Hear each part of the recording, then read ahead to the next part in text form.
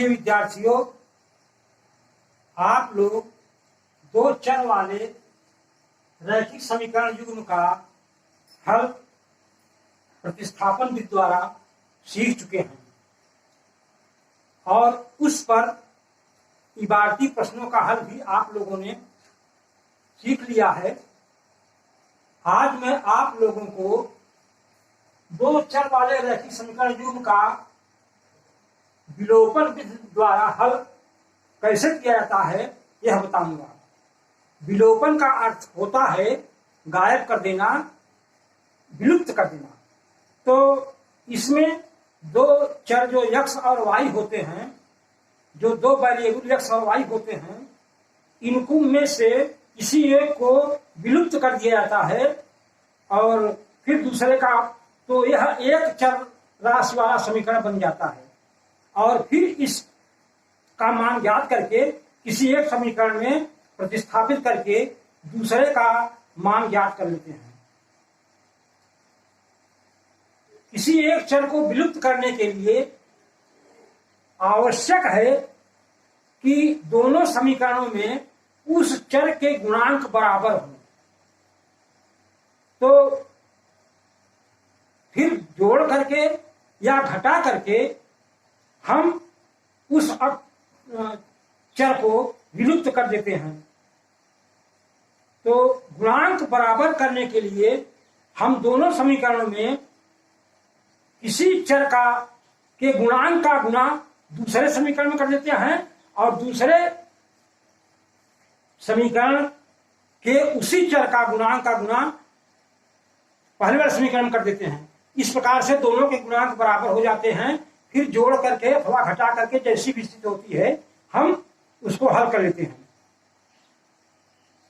जैसे देखिए सवाल है, प्रश्न एक है x plus y equal to 5। ये पहला समीकरण है और दूसरा है 2x minus 3y equal to 4। ये दूसरा समीकरण है। यहां पर हम देख रहे हैं कि पहले समीकरण में x का गुणांक 1 है और दूसरे में गुणांक 2 है। तो समीकरण 1 में x का गुणांक को बराबर करने के लिए समीकरण 1 में 2 का गुणा कर दिया तथा समीकरण 2 में इसका गुणांक कुछ नहीं है तो 1 मान लेते हैं, 1 का गुणा कर दिया। तो इस प्रकार से हो गया 2x plus 2y equal to 10। ये तीसरा समीकरण हो गया और 1 का गुणा करने पर जो का त्यो हो जाएगा तो 2x minus 3y equal to 4। ये चौथा समीकरण हो गया। इस प्रकार से हम देखते हैं कि x के गुणांक बराबर हो गए हैं। अब दोनों के चिन्ह धन है तो इसलिए घटाने पर एक का चिन्ह ऋण हो जाएगा, एक का चिन्ह धन हो जाएगा। तो फिर हम उसको विलुप्त कर सकते हैं। तो यहाँ पर घटाने पर यानी समीकरण 3 में समीकरण 4 को घटाने पर इसके चिन्ह बदल देंगे। यहाँ धन था तो ऋण हो गया, ऋण था तो धन हो गया और धन था तो ऋण हो गया। जब कोई चिन्ह नहीं होता तो धन चिन्ह मानते हैं। तो घटाने पर हो जाएगा 2 और 3 जुड़ कर हो गया 5y। 5y बराबर 10 में 4 गया 6। 5y बराबर 6। तो y बराबर हो जाएगा 6/5।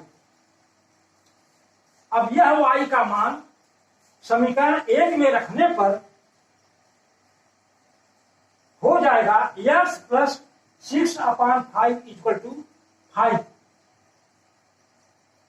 अब इसका लघुत्तम ले लिया 5 तो 5x हो जाएगा या सीधे गुणा कर 5x हो जाएगा और 5 जम 25 हो जाएगा। तो हो जाएगा 5x प्लस 6 इक्वल टू 25। तो 5x बराबर हो जाएगा 25 माइनस 6। तो 5x इक्वल टू 19। 25 में 6 गए 19 होगा। तो x हो जाएगा 19/5।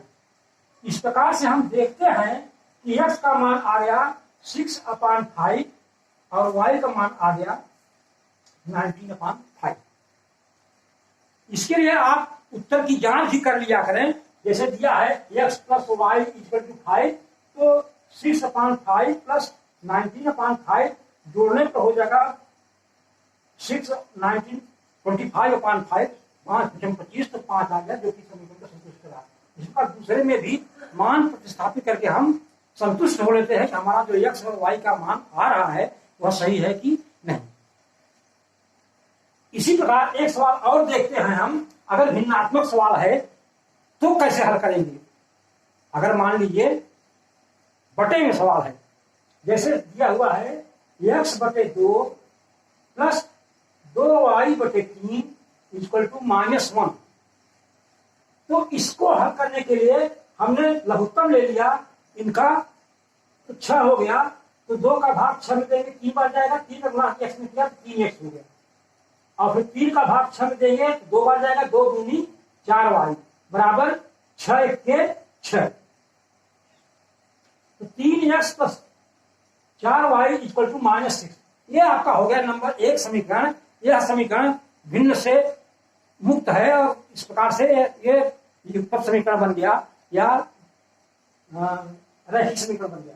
इसी प्रकार x minus y/3 equal to 3, तो ये हो जाएगा इसका हल करने पर 3x minus y equal to 3 3 9, तो 3x minus y equal to 9, ये समीकरण नंबर 2 हो गया। अब इसको भी पूर्व की विधि से हम हल कर लेते हैं। यहाँ पर हम देखते हैं कि समीकरण 1 में 3x यहाँ भी है 3x यहाँ भी है, तो ये बराबर है, तो इसमें 1 का गुणा कर दीजिए। मान लीजिए 1 का गुणा है, समीकरण 1 में 1 था, समीकरण 2 में 1 का गुणा करने पर ये ज्यों का त्यों रहेगा, 3x plus 4y equal to -6 और 3x minus y equal to 9। तो इसमें समीकरण ये 3 है, समीकरण 4 हो गया। और समीकरण 3 में समीकरण 4 को घटाने पर चिन्ह बदल जाएंगे, तो 3x ऊपर है, नीचे में 3x हो गया, और ऋण y है धन y धन हो गया, और 9 है तो -9 हो गया। तो ये 3x में 3x कट गया, घट गया तो खत्म हो गया, 0 हो गया, और 4y और y जुड़ करके 5y हो गया, तो 5y बराबर और -9 -6 -15 हो गया, तो 5y बराबर -15, तो y बराबर हो जाएगा -15/5, और काटने पर आ जाएगा -3। y का मान आ गया -3, और यही मान y का समीकरण 1 में रखने पर हो जाएगा 3x प्लस 4 गुण से -3 इक्वल टू -6। अब 3x पर हो जाएगा 4 3 12 ऋण 12, 3x माइनस 12 इक्वल टू -6, तो 3x इक्वल टू 12 -6, ये 12 ऋण था उधर गया तो धन हो गया, तो 12 में 6 घट गया, तो 3x इक्वल टू 6, तो x इक्वल टू 6/3। अब इसको हल करने पर आएगा इसका मान 2। तो यहां पर हम देख रहे हैं कि x का मान आ गया 2 और y का मान आ गया 3। इसको हम y का मान आ गया -3, तो इस मान, अब इसको जांच करने के लिए कि हमारा उत्तर सही है कि नहीं, ये x और y के मान किसी एक समीकरण में या दोनों समीकरणों में बारी बारी से प्रतिस्थापित करके हम देख लेते हैं कि हमारा मान सही है कि नहीं। इसके लिए देख लीजिए, जैसे x है, x का 2 का 2 4 हो गया, 2 3 6 हो गया यहाँ पर, और यहाँ पर 4 है तो 4 3 12, ऋण 12 धन 6, तो ऋण 6 आ गया। इसी प्रकार से दूसरे समीकरण में भी हम मान को रख करके यह चेक कर लेते हैं कि हमारा उत्तर सही है कि नहीं। इस प्रकार से हम विलोपन विधि द्वारा समीकरण को हल करते हैं। परीक्षा में अगर विधि दिया रहता है कि विलोपन विधि द्वारा लगाइए या प्रतिस्थापन विधि द्वारा लगाइए या वज्रगुणन विधि द्वारा लगाइए, तब आप उसी विधि से सवाल को हल कीजिए। अगर परीक्षा में केवल प्रश्न दिया हुआ है और उसमें चर राशि का मान ज्ञात करने के लिए कहता है, हल करने के लिए कहता है, तो आप किसी भी विधि से सवाल को हल कर दीजिए और उसको आप जो है लगा सकते हैं। तो इस प्रकार से आप सवाल को हल कर सकते हैं। अगर आपको यह सवाल हल करना आ गया है तो इस पर आधारित आप इबारती प्रश्न भी हल कर सकते हैं। जो भाषा में बोल करके प्रश्न पूछे जाते हैं उनको आप आसानी से हल कर सकते हैं। इसको हम आपको अगले टर्म पर बताएंगे। तब तक आप इन सबको तैयार रखिए और इन प्रश्नों को, हर प्रश्न बहुत सरल ही, केवल आपको ध्यान में रखना है कि किस प्रकार से हल किया जाएगा।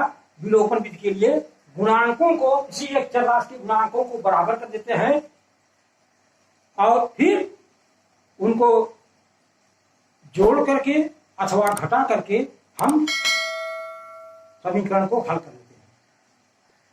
धन्यवाद।